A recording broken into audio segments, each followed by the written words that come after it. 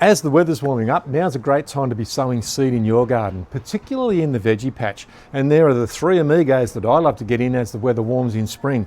The first one here is the sweet corn, which are a gorgeous plant because they grow tall. You can put them in blocks, they'll get to around about 2 metres. Now, in order to save space, our second amigo, who goes alongside the corn, is the climbing beans. This purple variety here gives us a really nice pop of colour in the garden. So what do? We plant our corn. Once it starts to germinate and grow, we then put our climbing beans in. They will then climb up the stems of the corn, and underneath all of that we can intersow with some squash, which covers the area below the corn and also the beans, providing a really nice cool root run. So we saved ourselves a lot of space in the garden by having the three amigos: the taller corn providing support, the climbing beans which will flower and produce fruits along with the corn, and then the ground cover plant, the beautiful squash. The three amigos, arriba!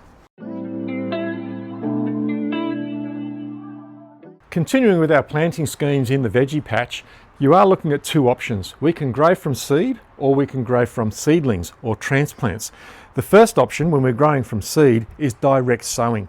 Now, these crops here are all perfect for direct sowing now that we're moving into spring. Carrots pretty much all year round, but you do need to have a really nice, loose, friable soil for carrots to do well. If you've got a blocky soil, lots of gravel in there, etc., you need to really work that to get it down to a nice fine tilth so that your carrots will stay deep and long and straight. If the soil's too heavy, you'll end up with distorted carrots. So you can direct sow. If you are direct sowing your carrots in the garden, I'd suggest to you that you get the seed from the pack and get some sand and add the seed to the sand. That way, when you're sprinkling the seed across your veggie line or across your soil line, you're going to find that the carrots will spread evenly. You're going to have to thin them out as they germinate, but more about that in a few weeks' time.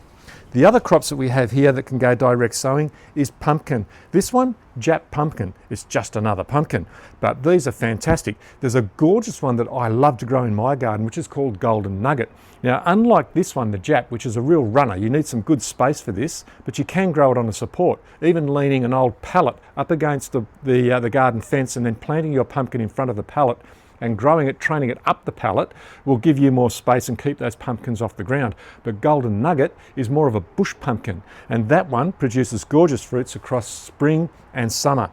The other one that we can direct sow in our gardens, zucchini, another one of the cucurbits. Be careful when you're growing any of the cucurbits, being pumpkins, zucchini, squash, etc., that they are prone to fungal disease.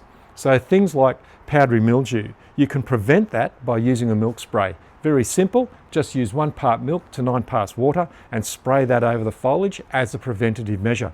In days when there's rain, you'll need to go back out and reapply after the rains leave. So two really good ones to have in the garden. The other one is beetroot.